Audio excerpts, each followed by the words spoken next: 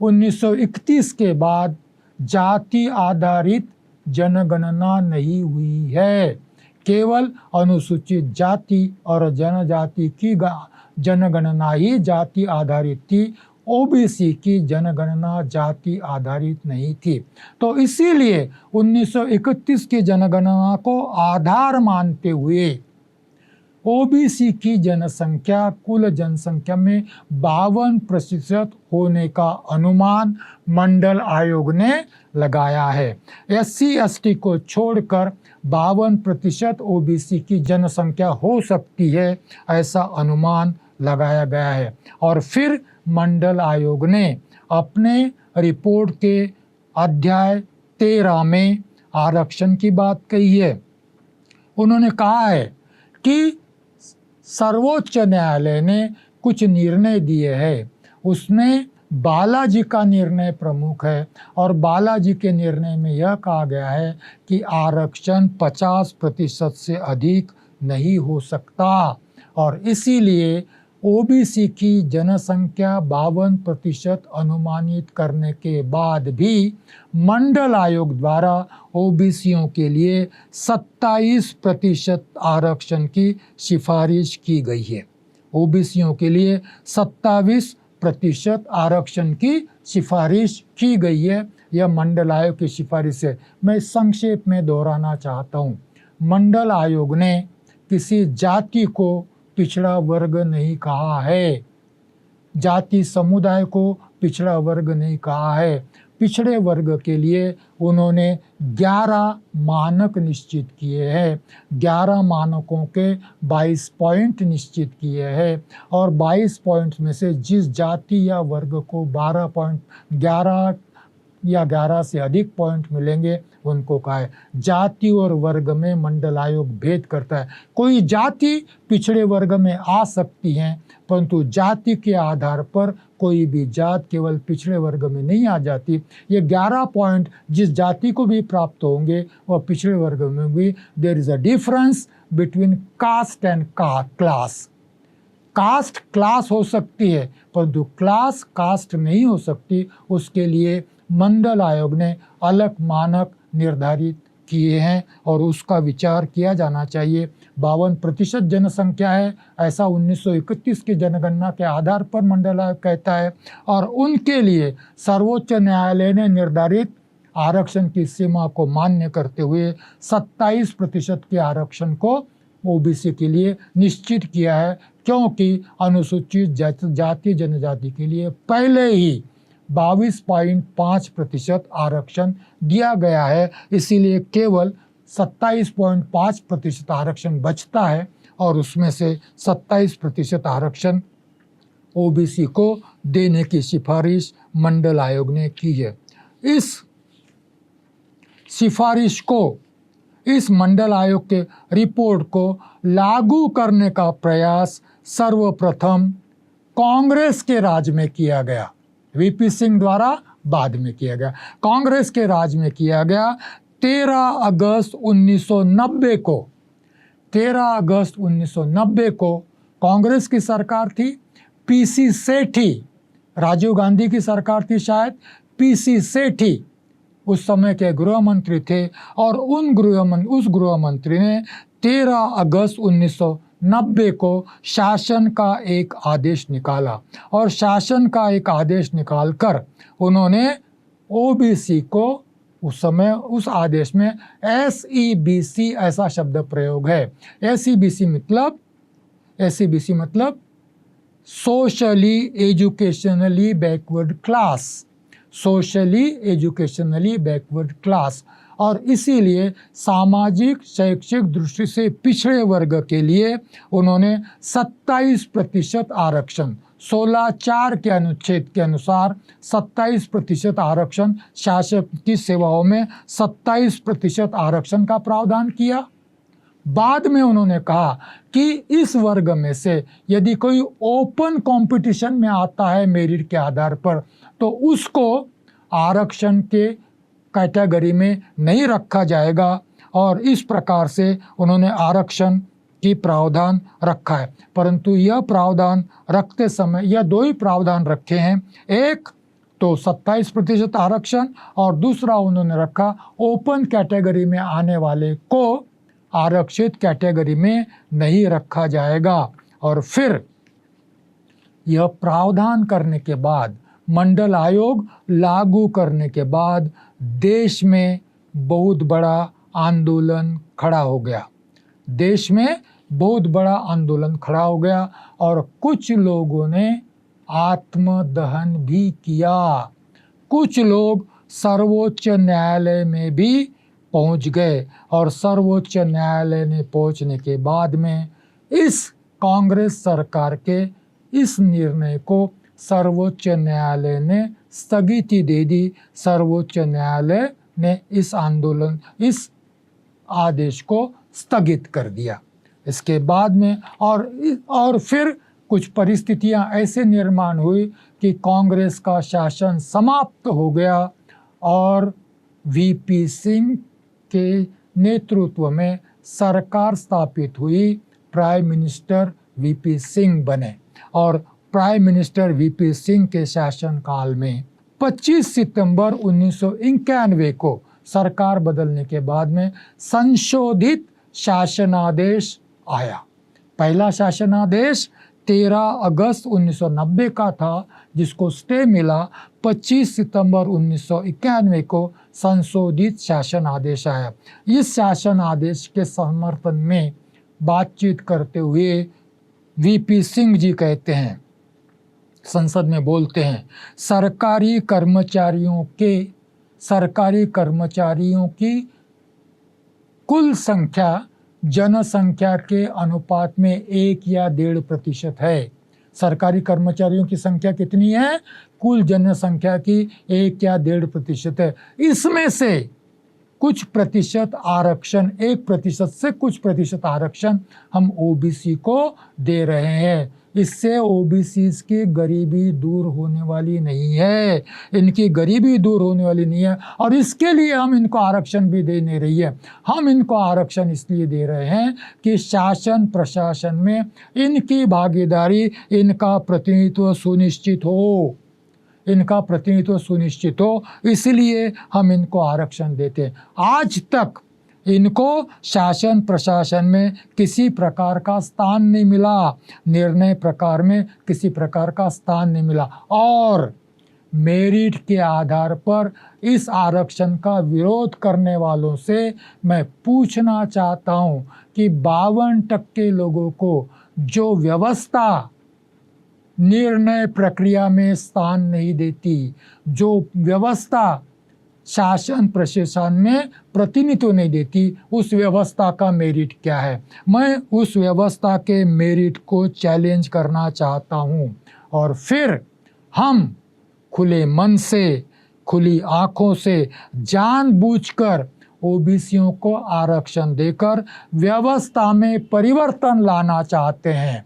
यह आरक्षण व्यवस्था में परिवर्तन के लिए है और जब व्यवस्था में परिवर्तन होता है तब कुछ लोग जिनके हित बाधित होते हैं वह विरोध करेंगे ही। जो व्यवस्था में परिवर्तन नहीं चाहते वह विरोध करेंगे ही और इसीलिए फिर वो कहते हैं कि असमानों के साथ समान व्यवहार, मेरिट, समान व्यवहार, सबको परीक्षा नहीं दे दीजिए, जो मेरिट में आएगा उसका सिलेक्शन होगा। असमानों के साथ जब समान व्यवहार की बात की जाती है तो वह सबसे बड़ा अन्याय है। गरीब, पिछड़े, अनुसूचित जाति जनजाति आपको टुकड़ों की भीख नहीं मांग रहे हैं। यह भूल जाइए कि वो भीख मांग रहे हैं, वह हजारों सालों से पीड़ित हैं, वह अपना सम्मान मांग रहे हैं। यह सम्मान की लड़ाई है और उनको सम्मान देने के लिए, उनको प्रतिनिधित्व देने के लिए यह आरक्षण मंडल आयोग लागू किया जा रहा है और 25 दिसंबर 1991 को संशोधित शासनादेश के माध्यम से यह आरक्षण, यह मंडल आयोग की सिफारिशें लागू की गई। और फिर इस संशोधित आदेश में क्या है? संशोधित आदेश में 3 बातें कही गई है, ध्यान से सुनिए। सब लोग। पहली बात तो ये कही गई है कि SEBC के लिए 27% आरक्षण होगा।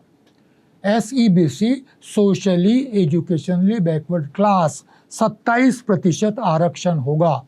दूसरी बात कही गई है SEBC में से जो अधिक गरीब हैं उनको नियुक्ति में प्राथमिकता दी जाएगी, जो बात पहले आदेश में नहीं थी। SEBC में से जो अधिक गरीब है उनको प्राथमिकता दी जाएगी। और जब यह बात कही गई, यह बात क्रीमी लेयर से जुड़ती है। इसका मतलब सरकार को क्रीमी लेयर निर्धारित करनी पड़ेगी और SEBC में जो अधिक गरीब है उनको ढूंढना पड़ेगा और उनको प्राथमिकता देनी पड़ेगी। और उनके द्वारा यदि प्राथमिकता देने के बाद यदि कोई पद रिक्त हैं तो बाकी लोगों को पद मिलेंगे। इसका संबंध क्रीमी लेयर से, मतलब VP सिंह द्वारा जो आदेश जारी किया गया उसमें क्रीमी लेयर की बात कही गई। और तीसरी बात, VP सिंह द्वारा सवर्णों को 10% आरक्षण भी दिया गया। VP सिंह के द्वारा जो आदेश पारित किया गया उसमें 10% आरक्षण सवर्णों के लिए, आर्थिक दृष्टि से पिछड़े हुए वर्ग के लिए 10% आरक्षण दिया गया। शायद उस समय जो आंदोलन चल रहा था मंडल आयोग के विरुद्ध, मंडल आयोग की सिफारिश के विरुद्ध, उस आंदोलन को शांत करने के लिए यह 10% का प्रावधान रखा गया हो। फिर से दोहराता हूँ, पहला जो आदेश था कांग्रेस के समय का उसमें SEBC को 27% आरक्षण था और खुली स्पर्धा में जो मेरिट पर चुना जाता है उसका आरक्षित स्थानों के लिए विचार नहीं किया जाएगा। यह दो ही बातें थी। परंतु VP सिंह सरकार द्वारा आदेश जारी किया गया उसमें 3 बातें थी। 1, 27% आरक्षण, 2, क्रीमी लेयर लागू करना और 3, सवर्णों को 10% आरक्षण। इसको भी सर्वोच्च न्यायालय में चुनौती दी गई। 16 नवंबर 1992 को इसको भी सर्वोच्च न्यायालय में चुनौती दी गई और इसी को इंदिरा साहनी केस कहते हैं। इंदिरा साहनी का नाम अभी कुछ दिन पहले जो मराठा आरक्षण का निर्णय आया है उस निर्णय में इंदिरा साहनी का बड़े विस्तार से विचार, आरक्षण के संबंध में, OBC के आरक्षण के संबंध में इंदिरा साहनी का जजमेंट मील का पत्थर माना जाता है। इंदिरा साहनी का जजमेंट मील का पत्थर माना जाता है। ये है इंदिरा साहनी का जजमेंट, करीब 400 पेज का जजमेंट है। और इंदिरा साहनी के इस केस में 9 न्यायाधीशों का संविधान पीठ गठित किया गया था। नाम है कानिया, वेंकटचलैया, पांडियन, अहमदी, कुलदीप सिंह, PB सावंत, R सहाय, BJ रेड्डी, TK थॉमन। ये 9 न्यायाधीशों का यह खंडपीठ या संविधान पीठ गठित किया गया था। और इन्होंने बड़े विस्तार से इस मंडल आयोग के संबंध में बड़े विस्तार से अपनी रिपोर्ट दी। मंडल आयोग के संबंध में मैंने जो भी बात कही है वह इसी न्याय निर्णय से, इसी जजमेंट से मैंने आपके सामने ली है। इन्होंने 3 बातें अपने निर्णय में 3 बातें कही। पहली बात तो यह कही कि आरक्षण 27% होगा। दूसरी बात कही आरक्षण की सीमा 25% होगी। तीसरी बात कही कि सवर्णों को या आर्थिक दृष्टया पिछड़े हुए लोगों को आरक्षण असंवैधानिक है। और चौथी बात की क्रीमी लेयर लागू होगी। 4 बात हैं जजमेंट में। मैं वो जजमेंट पढ़ता हूँ, आप सुनिए। The reservation contemplated in 16(4) should not exceed 50%। 16(4) के अधीन पिछड़े वर्ग को जो आरक्षण दिया जा रहा है वो 50% की सीमा से अधिक नहीं होना चाहिए, केवल 27% होगा। दूसरा, while 50% shall be a rule, it is necessary not to put out of consideration certain extraordinary situations inherent in the great diversity of this country and people. इसका अर्थ यह है, बड़ा महत्वपूर्ण डिसीजन है।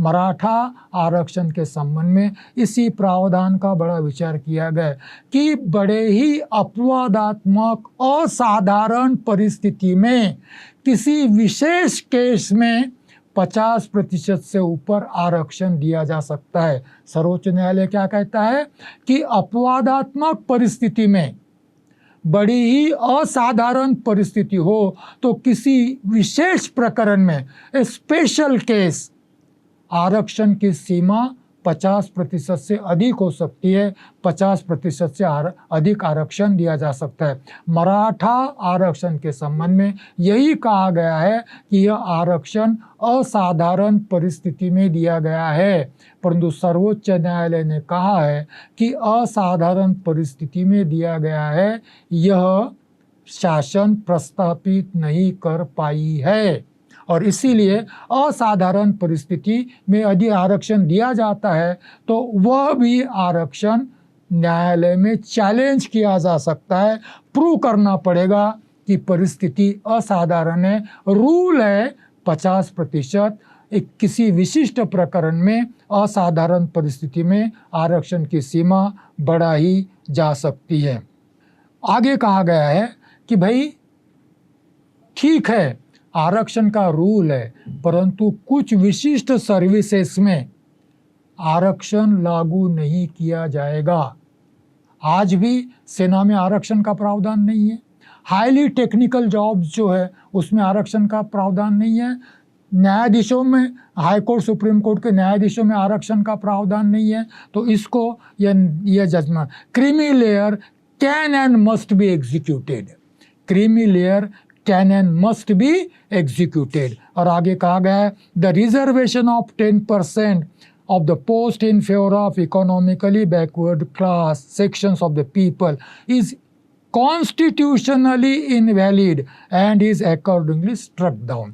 मैं फिर से दोहराता हूँ, आरक्षण 16(4) के अधीन 50% से अधिक नहीं होगा, मतलब 27% होगा। बड़ी ही अपवादात्मक असाधारण परिस्थितियों में आरक्षण विशिष्ट प्रकरण में 50% से अधिक हो सकेगा। आरक्षण यह मेरिट के विरुद्ध नहीं है।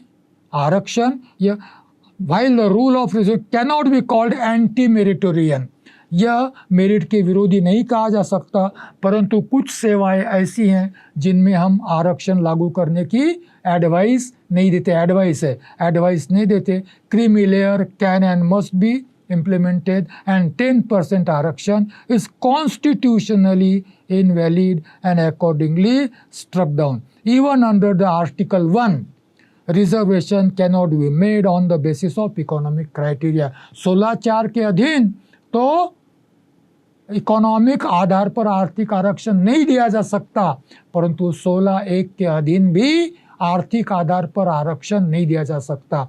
अभी केंद्र सरकार ने जो आर्थिक आधार पर आरक्षण दिया है 10%, वह जेटली, पिछले सरकार में जेटली जब अर्थ मंत्री थे तब दिया गया है। और जेटली जी ने पार्लियामेंट में इसका समर्थन करते हुए कहा था कि अनुसूचित जाति जनजाति ओबीसीओं को जो आरक्षण दिया गया है, जो 50% सीमा में आरक्षण है, वह अनुच्छेद 16(4) के लिए सीमा है। अनुच्छेद 16(1) के लिए कोई सीमा नहीं है, इसीलिए हम 10(1) दे रहे हैं।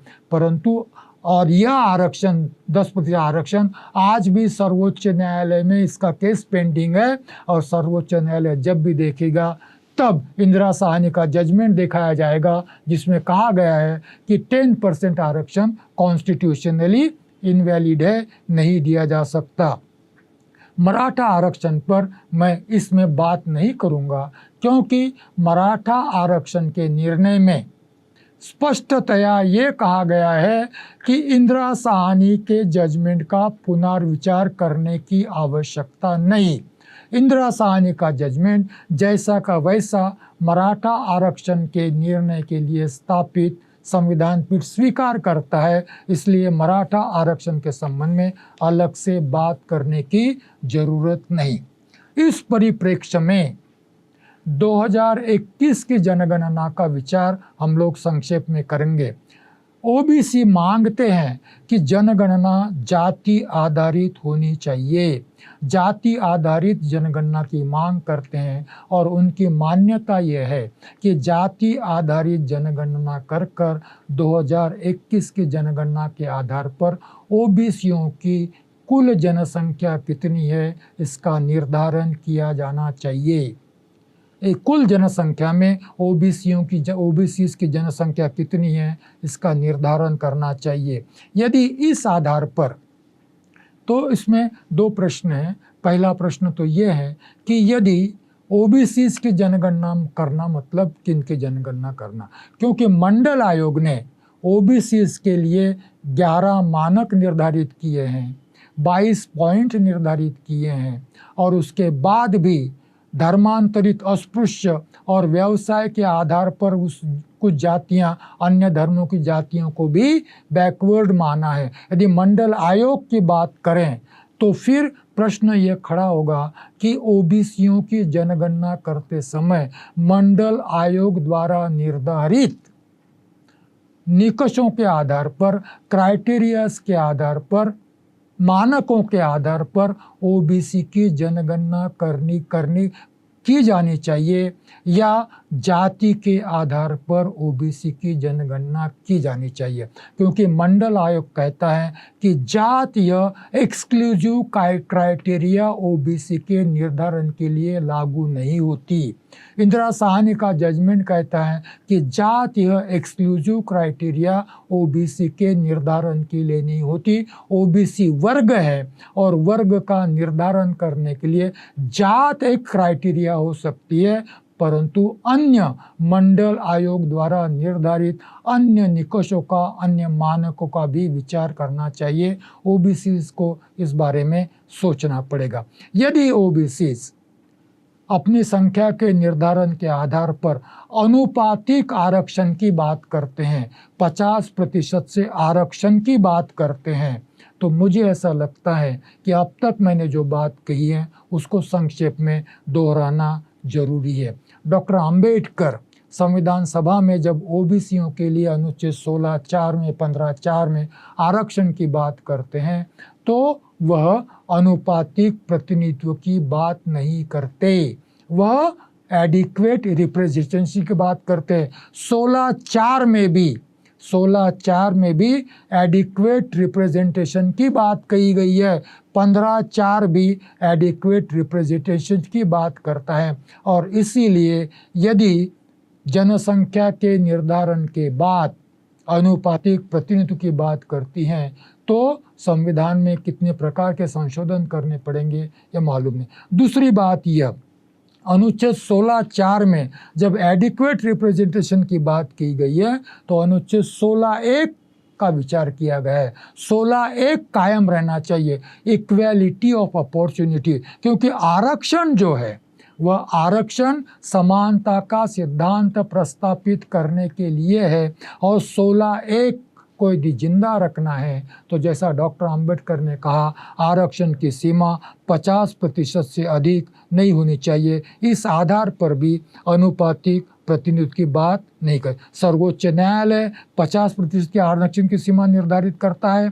डॉक्टर अंबेडकर द्वारा 50% आरक्षण की सीमा निर्धारित की गई है और यदि 50% से अधिक आरक्षण होता है तो फिर से न्यायालय में इसको संविधान के माध्यम से भी किया जाता है, संशोधन के माध्यम से, तो न्यायालय में चुनौती दी जाएगी। और जब तक इंदिरा साहनी का निर्णय है तब तक वो बदला नहीं जाएगा। 11 न्यायाधीशों का खंडपीठ नियुक्त कर शायद इंदिरा साहनी का निर्णय बदलने की संभावना है, परंतु न्यायालय के माध्यम से इस निर्णय को बदलने की संभावना नहीं है। पार्लियामेंट के माध्यम से भले ही आप अतिरिक्त आरक्षण दे सकते हो, विधानसभा के माध्यम से दे सकते हो, परंतु न्यायालय में अनुपातिक प्रतिनिधित्व की मांग शायद ही मान्य हो।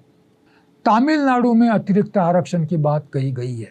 तमिलनाडु में 69% आरक्षण है, सही बात है, परंतु तमिलनाडु का कानून सुरक्षित है, इसलिए माना जाता है कि संविधान के अनुच्छेद 9 में इस कानून को रखा गया है।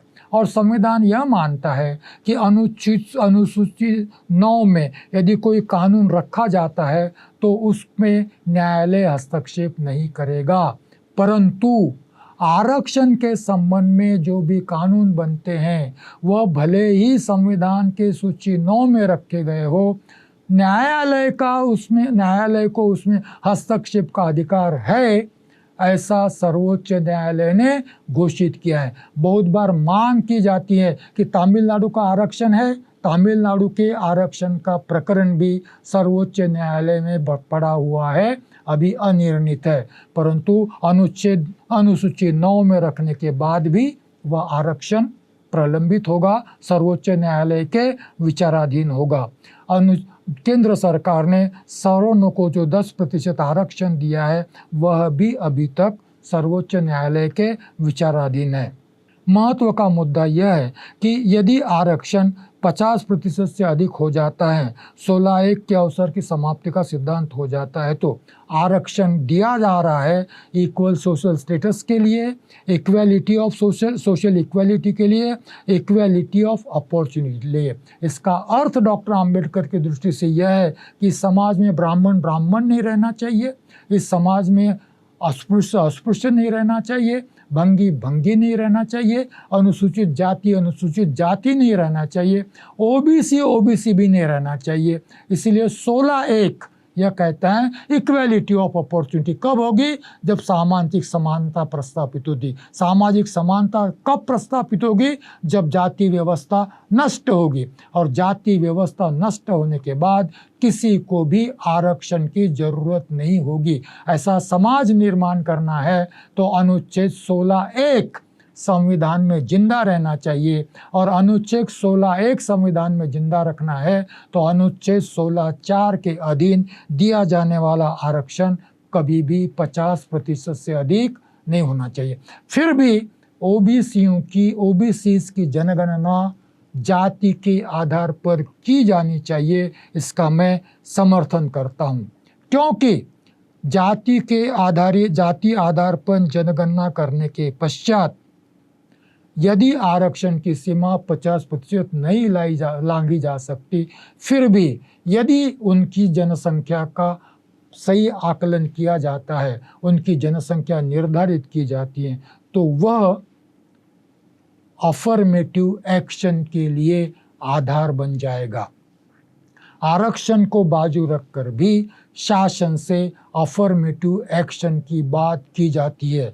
ओबीसीज के लिए सेपरेट बजट की बात की जाती है, ओबीसीज के लिए सेपरेट उपाय योजनाओं की बात की जाती है। अफर्मेटिव एक्शन की बात मैंने पहले ही कह दी है, अफर्मेटिव एक्शन के बारे में मैं अधिक विस्तार में बात नहीं। अफर्मेटिव एक्शन की मांग के लिए ओबीसीज की गणना जाति आधार पर इस जनगणना में की जानी चाहिए, इसका मैं समर्थन करता हूँ। ओबीसी अपनी मांग में सफल हो, मांग मनवाने में सफल हो, ऐसा भी मैं बात करता हूँ, क्योंकि अभी इन्होंने कहा है, फडणवीस साहब ने कहा है कि वर्तमान केंद्र सरकार ओबीसी की सरकार है, परंतु वह सरकार कल परसों ही घोषित किया है कि हम जाति के आधार पर जनगणना नहीं करना चाहते। इस समस्या का समाधान ओबीसी कैसे ढूंढते हैं मुझे नहीं मालूम, परंतु मैं चाहता हूँ कि ओबीसी इस बात की मांग जरूर करे और इसमें सफल हो। मैंने ओबीसी की जनगणना और ओबीसी के आरक्षण के संबंध में संविधान सभा में डॉक्टर आम्बेडकर क्या कहते हैं, अनुच्छेद 16 क्या कहते कैसा आया है, संविधान 16(4) कैसा है, अनुच्छेद 15(4) कैसा है, मंडल आयोग ने ओबीसी के निर्धारण के लिए कौन से क्राइटेरियाज निश्चित किए हैं, इंदिरा साहनी का जजमेंट मंडल आयोग के संबंध में क्या कहता है, और फिर आरक्षण के सीमा के संबंध में ओबीसी की स्थिति क्या है, और फिर ओबीसी की जनगणना के बारे में यदि अफर्मेटिव एक्शन के संबंध में ओबीसी की जनगणना यदि कामयाब होती हैं तो इस सारे संबंध का विश्लेषण मैंने अपनी ओर से किया है। मैं चाहूँगा कि आरक्षण के प्रश्न को, जनगणना के प्रश्न को, अफर्मेटिव एक्शन के प्रश्न को सही अर्थों में समझना है तो संविधान सभा डिबेट्स पढ़ने चाहिए। पर्टिकुलरली 30 नवंबर 1948 के डिबेट्स पढ़ने चाहिए। उसके बाद में पार्लियामेंट में जो मई 1951 में अनुच्छेद 15(4) के संबंध में डॉक्टर आम्बेडकर ने जो बात कही है वो पढ़नी चाहिए। उसके बाद में मंडल आयोग पढ़ना चाहिए। उसके बाद में इंदिरा साहनी का जजमेंट पढ़ना चाहिए। तभी हमें ओबीसी के आरक्षण के प्रश्न के संबंध में सही समझ हम विकसित कर सकते हैं। और अपनी मांगों को, मैं ये नहीं कह रहा हूँ कि 50% से अधिक की मांग आप मत रखिए, जरूर रखिए। अपनी मांगों को कैसे रख सकते हैं, कैसे मनवा सकते हैं, इसकी स्ट्रेटेजी जब तक हम ये सारा नहीं पढ़ेंगे तब तक नहीं बना सकते। मैं डॉक्टर आम्बेडकर को मानने वाला हूँ और डॉक्टर आम्बेडकर का अनुयायी होने के नाते, डॉक्टर आम्बेडकर के जो भी डॉक्टर आम्बेडकर ने संविधान के संबंध में जो भी बात कही है उसका एक विद्यार्थी होने के नाते मेरी यह धारणा है कि डॉक्टर आम्बेडकर यदि 30 नवंबर 1948 को यह कहते हैं कि आरक्षण, reservation must in all the cases must be in minority, मैं इसी को मानता हूँ। और इंदिरा साहनी का जजमेंट और इंदिरा साहनी का जजमेंट जो है 9 न्यायाधीशों ने अपने मन से नहीं दिया है। 9 न्यायाधीशों ने निर्णय में डॉक्टर आम्बेडकर को बड़े विस्तार से 30 नवंबर 1948 के भाषण को बड़े विस्तार से कोट किया है और 50% की सीमा जो डॉक्टर आम्बेडकर ने निर्धारित की है उसी को सर्वोच्च न्यायालय ने मान्यता दी है। मैं डॉक्टर आम्बेडकर को मानता हूँ। मैं सर्वोच्च न्यायालय के इंदिरा साहनी के जजमेंट को मानता हूँ और इसीलिए 50% से अधिक आरक्षण किसी को भी दिया जाता है तो मैं आरक्षण उनको दिए जाने का विरोध नहीं करता। मैं 50% से अधिक दिए जाने वाले आरक्षण को असंवैधानिक मानता हूँ और आरक्षण के उद्दिष्टों के विरुद्ध मानता हूँ। और इसीलिए किसी को भी आरक्षण दीजिए परंतु उसकी सीमा 50% होनी चाहिए। एक आम्बेडकर का अनुयायी होने के नाते यह मेरी मान्यता है। भले ही इस पर चर्चा हो सकती है, विवाद हो सकता है, इसका विरोध भी हो सकता है, इन सारी बातों का स्वागत है और इन सारी बातों के लिए मैं तैयार हूँ, उपस्थित हूँ। यदि कोई मुझसे चर्चा करना चाहे तो ज़रूर चर्चा कर सकता है, परंतु मैं चाहूँगा कि चर्चा करने से पहले मैंने जिन डॉक्यूमेंट्स का उपयोग किया है, मैंने जिन प्रलेखों को आपके सामने रखा है उनको आप विस्तार से पढ़िए, उसी के आधार पर चर्चा हो सकती है। धन्यवाद आपके सुनने के लिए।